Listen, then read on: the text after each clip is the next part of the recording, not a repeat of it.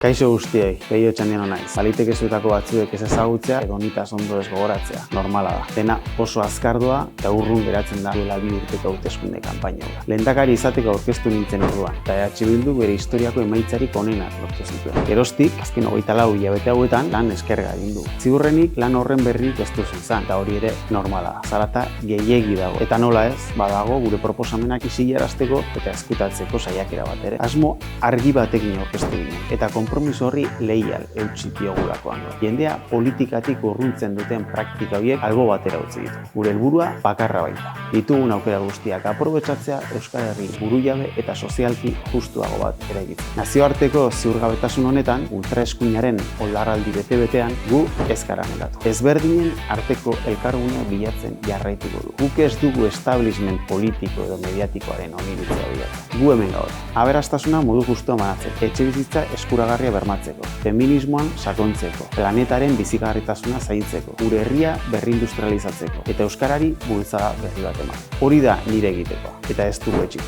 Gaur, datozen 2 urtetarako konpromisoa berresten du. Asmo berberekin, baina indar gehiagorekin egingo dugula. Eta ahalegin berezia egingo dugu, egiten dugun hori zuengana iritsi datu. Posible delako. Gure herri txiki honetan, eskura ditugun tresnekin, bizitza duinak eta etorkizun hobea bermatu ditzake. Euskal Herrian posible da, eta guk posible egingo dugu. Kontatu nirekin.